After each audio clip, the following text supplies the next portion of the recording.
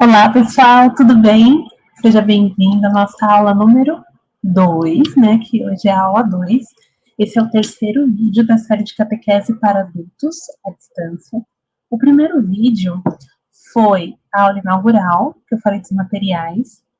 O segundo, o homem é capaz de Deus.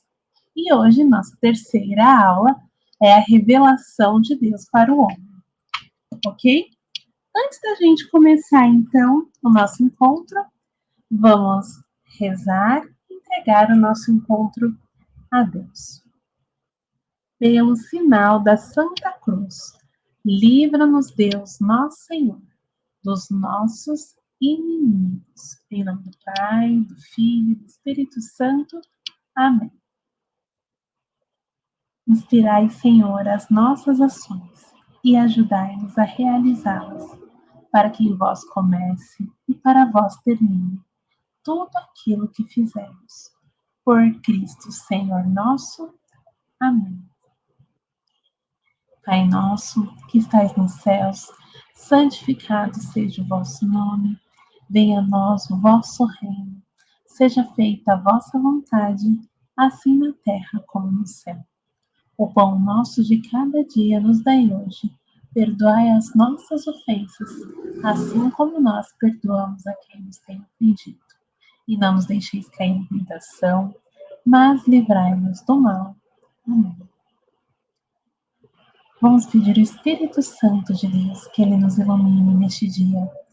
Vinde, Espírito Santo, enchei os corações dos vossos fiéis e acendei neles o fogo do vosso amor. Enviai o vosso Espírito e tudo será criado, e renovareis a face da terra. Oremos. Ó Deus, que instruístes os corações dos vossos fiéis com a luz do Espírito Santo, fazei que apreciemos retamente todas as coisas, segundo o mesmo Espírito, e gozemos sempre da sua consolação por Cristo, Senhor nosso. Amém. Vamos pedir a intercessão de nossa Mãe. Ave Maria, cheia de graça, o Senhor é convosco.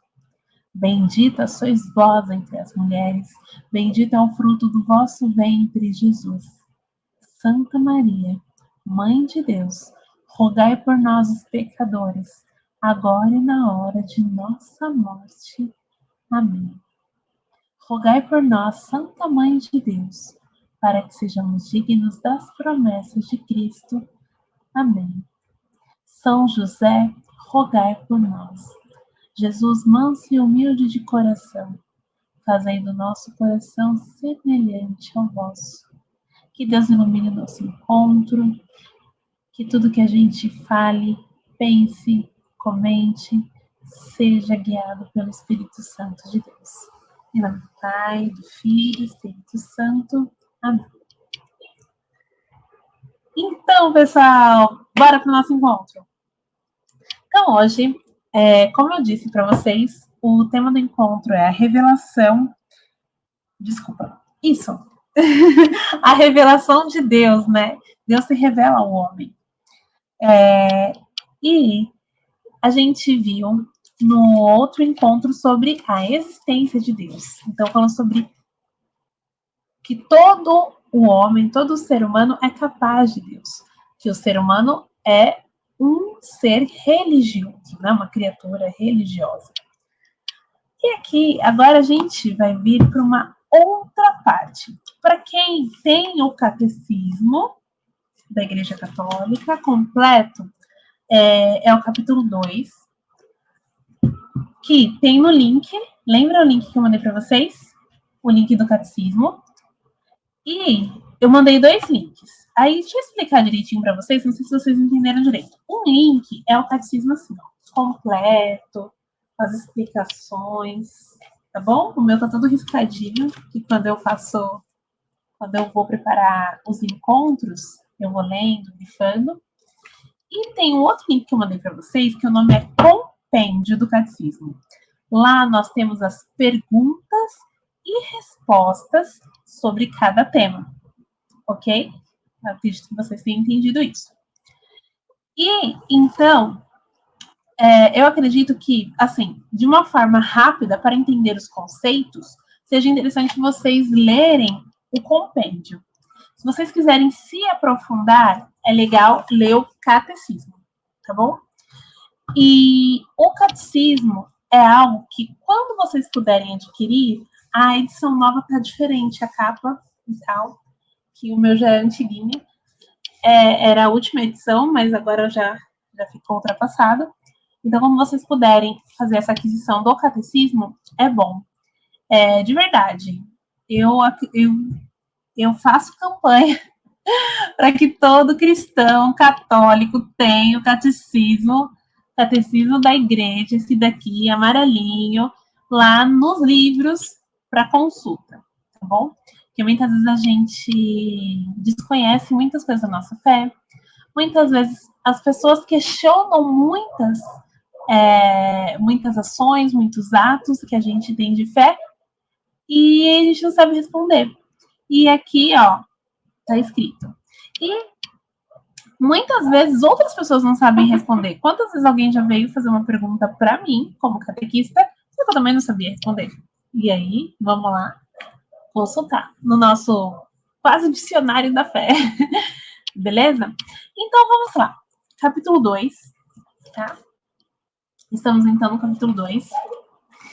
E o capítulo 2, o título é Deus vem ao encontro do homem. Então, no encontro anterior, a gente falou que o homem é capaz de Deus. Então, que a gente é capaz de perceber Deus pela nossa razão, pela observação do homem, pela observação do mundo, das criaturas. Hoje, nós vamos falar como Deus vem ao nosso encontro. Então, não é só algo que um ser humano percebe, mas Deus tem sim um projeto de revelação a nós. Então, eu vou ler só essa partezinha aqui da introdução.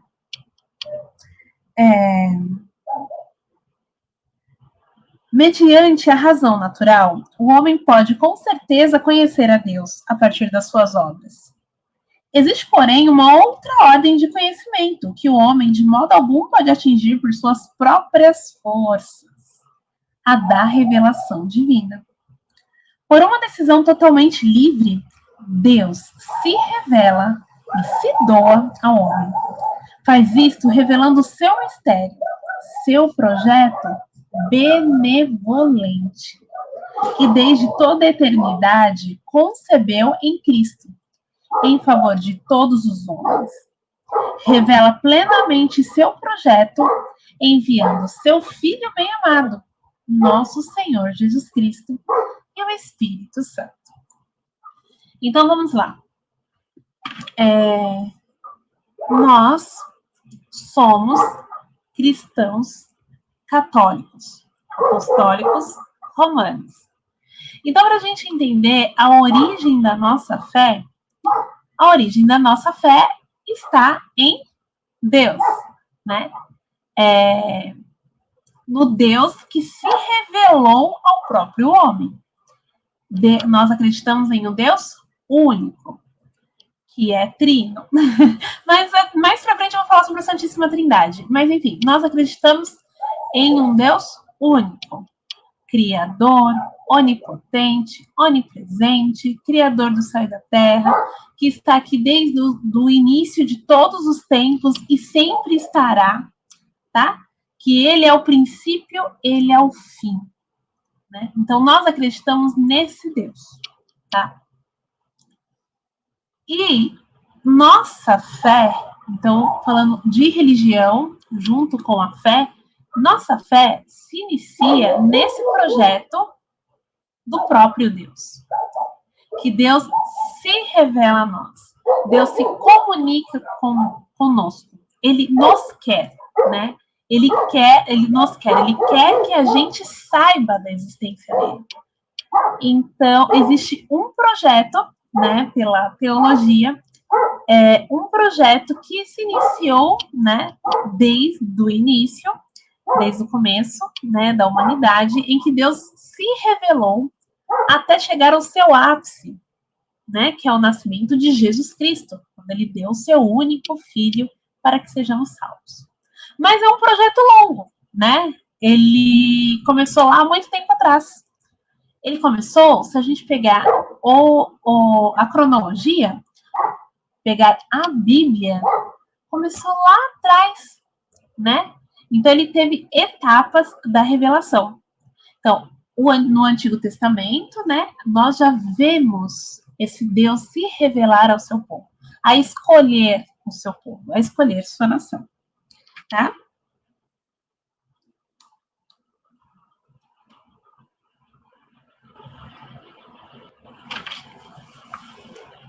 Eu tô aqui olhando minha colinha, tá, gente? E eu queria falar para vocês que, como eu acabei de comentar, né, que Deus vem se revelado desde do início dos tempos, né? Que Deus comunica gradualmente, se comunica, né, gradualmente com o homem e nos preparou por cada etapa. Então agora eu vou falar para vocês de forma bem enxuta, bem rápida, sobre essas etapas da revelação do homem. Eu vou, no grupo do WhatsApp, eu vou mandar para vocês a referência bíblica de cada etapa, ok? Mas aqui vai ser um resumo mesmo. Por quê? Quando nós fazemos catequese, por exemplo, com crianças, com adolescentes, na verdade a gente divide em duas etapas, né? Quem vai fazer a primeira Eucaristia e quem vai fazer o Crisma, eles estudam coisas um pouco diferentes. Quando nós tratamos de adultos, nós temos aqui no grupo pessoas que não são batizadas, pessoas que não têm primeira, são batizadas, mas não têm primeira Eucaristia, pessoas que não são batizadas, têm primeira Eucaristia, mas não têm o Crisma, tá? Nós temos pessoas que são católicos praticantes e pessoas que são católicos iniciantes, ou ainda não são católicos porque não recebeu o batismo. Católicos, que eu digo, na questão do batismo, mas estão abraçando a fé. Então, eu vou fazer um resumo. Quando nós fazemos catequese com crianças, nós levamos para receber a primeira Eucaristia 2 anos, né? Por quê? Porque nós vamos fazendo um estudo cronológico lá do Velho Testamento, né? Tem a seleção dos textos, para que a gente vai lendo e acompanhando de forma mais lenta toda essa etapa da revelação divina, tá bom? Então aqui vai ser um pouco diferente e eu vou passar como leitura adicional para vocês, para quem puder, tá? Eu não vou exigir isso, não quero que vocês saibam de cor, não é não vou fazer um quiz no final para saber se vocês leram ou não a Bíblia. Mas é uma forma de consulta e até para vocês saberem que realmente está lá na palavra, que não é uma invenção da Igreja Católica, mas sim que existe lá, ok? Então, as etapas da revelação. Então, primeiro, na origem, Deus se dá a conhecer. E como que foi isso, né? A gente considera esse primeiro contato, né? Depois da criação, tá? Depois que os povos já tinham sido constituídos e tudo mais. Esse primeiro contato se deu com Abraão. Quem é Abraão na fila do pão? Tô brincando. É uma piadinha para descontrair. Mas quem é Abraão, gente? Abraão é considerado o pai da fé, o nosso pai da fé, tá? Então, eu vou ler aqui, tá? Um trechinho. Vamos lá. Deus, criando e conservando todas as coisas pelo Verbo, oferece aos homens um testemunho perene de si, mesmo na criação. Então, a gente lembrando lá da passagem de Adão e Eva. E, além disso, decidindo abrir o caminho da salvação sobrenatural, manifestou-se a si mesmo, desde o princípio, aos nossos pais. Depois da sua queda, com a promessa de redenção, deu-lhes a esperança da salvação e cuidou continuamente do gênero humano para dar a vida eterna. E todos aqueles que, perseverando na prática das boas obras, procuram a salvação. No devido tempo, Deus chamou a Abraão, para fazer dele pai de um grande povo que depois dos patriarcas ele instruiu por meio de Moisés. Agora, segunda pessoa, instruiu por meio de Moisés e dos profetas, para que o reconhecesse como o único Deus vivo e verdadeiro, Pai providente e juiz justo, e para que esperasse o Salvador prometido. Só um minutinho, eu perdi aqui. Para que esperasse o Salvador prometido. Assim preparou Deus, através dos tempos, o caminho ao Evangelho. Convidou-os a uma comunhão íntima consigo mesmo, revestindo-os de uma graça, de uma justiça resplandecentes. Esta revelação não foi interrompida pelo pecado de nossos pais. Deus, com efeito, após a queda deles, com a promessa de redenção, os consolou com a esperança da salvação e velou permanentemente pelo gênero humano, a fim de dar a vida eterna a todos aqueles que, pela perseverança na prática do bem, procuram a salvação. Tá? Então, se a gente for pensar lá no início, eu já vou falar de Abraão, tá, gente? Lá no início de Gênesis, então, que tudo estava bem, e aí houve a ruptura com Deus, que foi o pecado, a desobediência, o pecado da desobediência. Mas Deus deu esperança, tá? Dessa aliança. Depois, passado algumas gerações, chegou a geração de Abraão, né? Abraão, ele vivia com a sua mulher Sara em um determinado local. Deus pede para ele sair daquela terra. Sai da tua terra e vai, né? Onde eu te mandarei. Então pediu para ele ir, né, a um local onde ele fez promessas para Abraão, tá? E Abraão, na sua confiança cega ao Deus, a Deus único, né? A esse Deus que a gente fala que é o Deus de Abraão em muitas passagens, que é o mesmo Deus hoje e sempre. Nessa confiança cega, ele obedeceu. Então, Abraão é um sinal de obediência, né, a Deus, a primeira aliança. Abraão também foi, junto com a sua esposa, né, a Sara, quer dizer, a Saraí, a Sara. Quando a gente vai falar sobre a fé, a gente vai falar um pouquinho mais sobre Abraão. Eles também não podiam ter filhos, tá?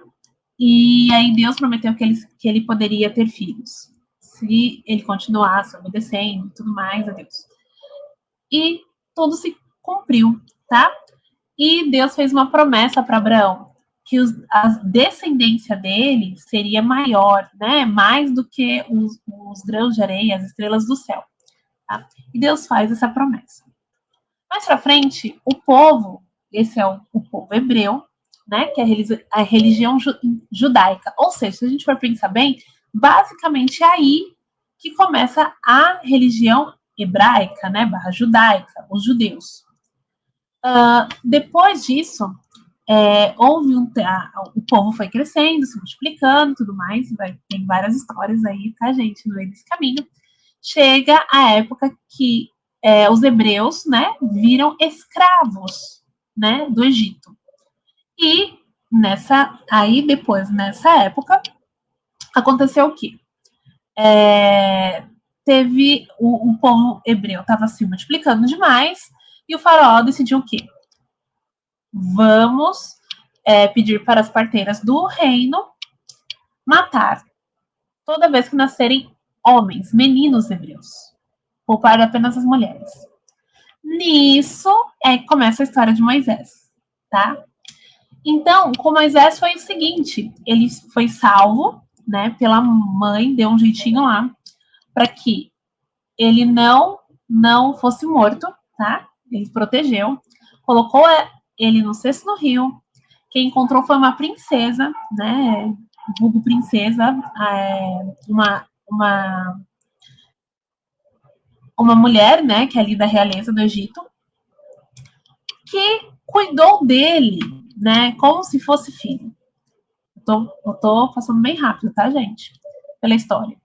E ele cresceu com uma educação egípcia, né, e tudo mais. Porém, ele, né, se descobriu hebreu e ele começou a ver injustiça, até que ele vai lutar contra um determinado momento que aconteceu um caso de injustiça, que ele acaba matando o soldado do Egito. Aí ele sai, ele foge, e quando ele foge para esse exílio, Deus o chama para a missão. E esse é um ponto muito importante, né, para o povo de Deus. Qual a missão que Deus chama Moisés? Para libertar o povo hebreu da escravidão no Egito, tá? Essa era a missão. Moisés, né, pelos relatos, ele era gago, não sabia falar, né? Ele era gago, não sabia falar, mas Deus o tranquilizou e falou que ia dar certo, que ele ia falar por ele.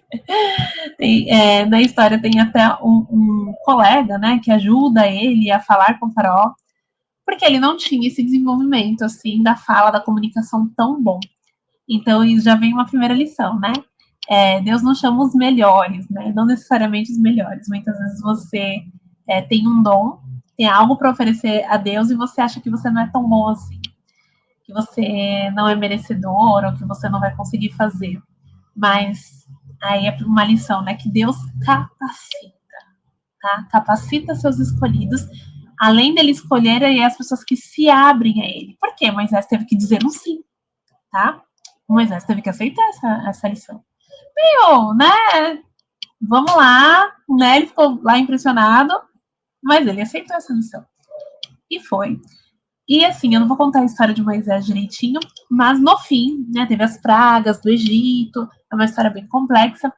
Ele conseguiu, né, fugir com o povo hebreu, atravessar o Mar Vermelho para ir até o Monte Sinai, né, o local prometido por Deus que eles estariam em segurança. Neste caminho, Deus deu os mandamentos.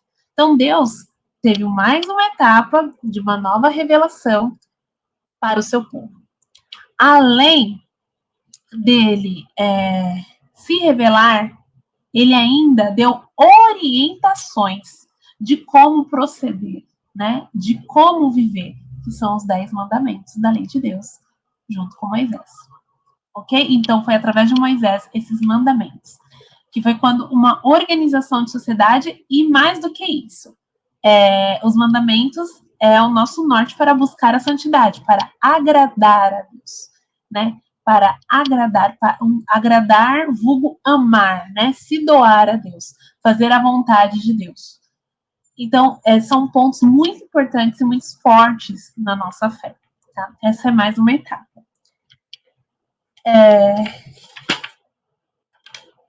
Gente, esqueci de falar da primeira revelação antes de Abraão. A primeira revelação antes de Abraão, depois da criação, mas antes de Abraão, eu pulei aqui, ó, viu? Foi Noé, tá bom? Se vocês não conhecem a história de Noé, a história de Noé é a seguinte: aquela sociedade, aquele povo estava muito corrompido, muito pecador, e aí Deus resolve acabar, né? Então, manda o dilúvio. Mas antes ele escolhe Noé, junto com a sua família, para que ele avisa para que ele construa uma arca, tá? Para salvar espécies, para se salvar, né? Salvar a sua família e começar um novo povo, tá? Então essa foi uma aliança. E no final do dilúvio, Deus promete que nunca mais ele mandaria esse castigo, esse dilúvio novamente. Enfim, aí, tanto gente, arco-íris. Você sabe o significado do arco-íris? Para nós cristãos, o arco-íris significa aliança, aliança de Deus com seu povo. Pois na palavra está que todas as vezes que aparece um arco-íris, olha que coisa bonita, né?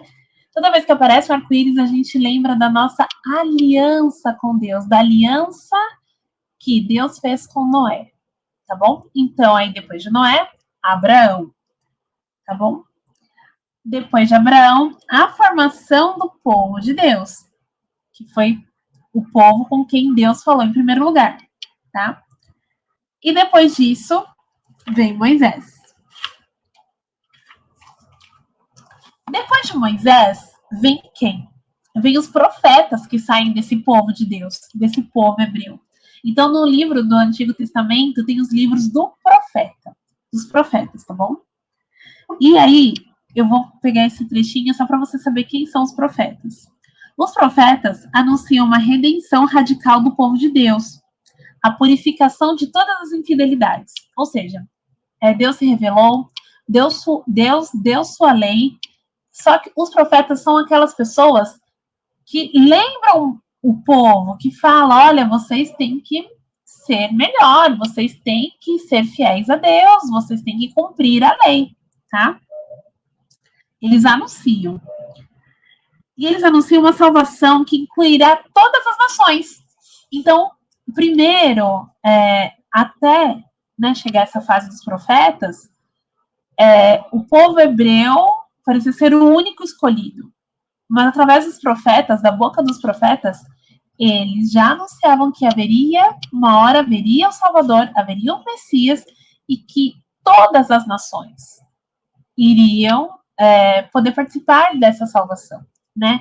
Como se daria isso, né? Nessa época ainda não eles não tinham essa noção, mas os profetas já falavam de sinais, tá? Tanto é, se vocês vão à Santa Missa ou acompanham a liturgia diária, muitas vezes a primeira leitura confirma um sinal, uma ação de Cristo no Evangelho, tá? A primeira leitura, quando é do Antigo Testamento, ela confirma algo, tem uma relação com o Evangelho, né? Isso foi feito propositalmente.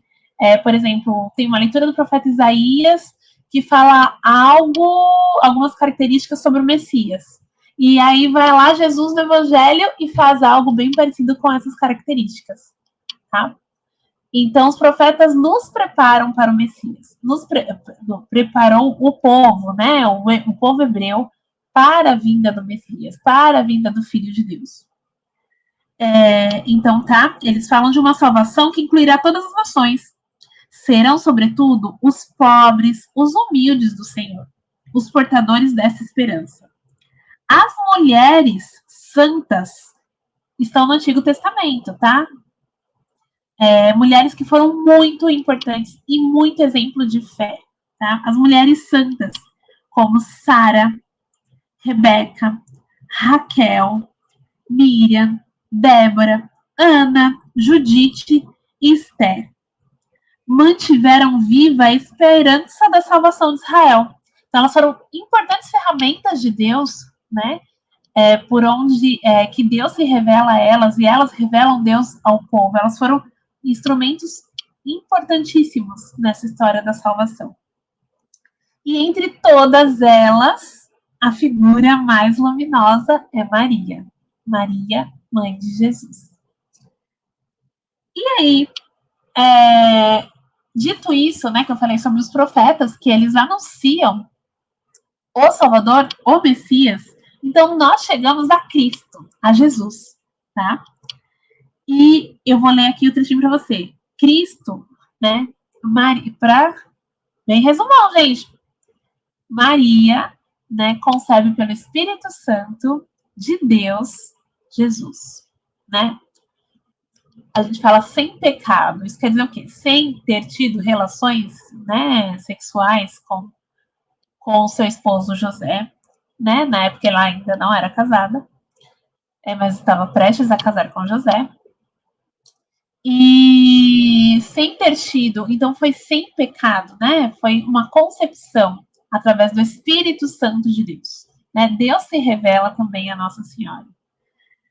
E Deus usa Nossa Senhora, né, Maria, como instrumento também da sua revelação e da salvação.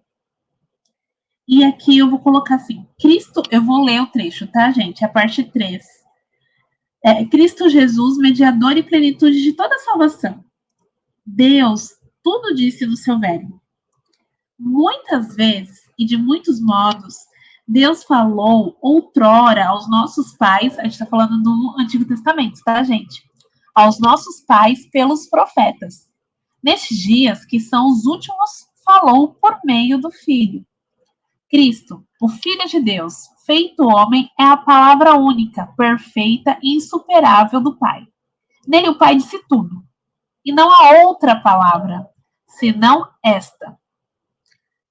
E São João da Cruz é exemplo de tantos outros doutores da igreja, teólogos, expressa isto de maneira brilhante. Vou ler o trechinho que São João da Cruz escreveu. Por que em dar-nos, como nos deu seu Filho, que é sua palavra única e outra não há? Tudo nos falou de uma só vez nessa única palavra, e nada mais tem a falar. De fato, aquilo que outrora falou parcialmente aos profetas, agora nos disse inteiramente em seu Filho, nos dando todo, que é seu próprio Filho.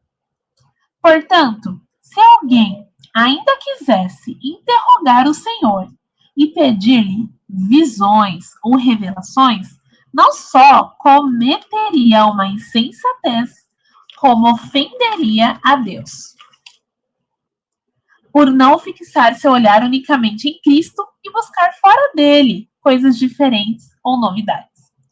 Então, toda essa história de Deus se revelar tem seu ápice em Cristo, né? Em Deus feito homem, né?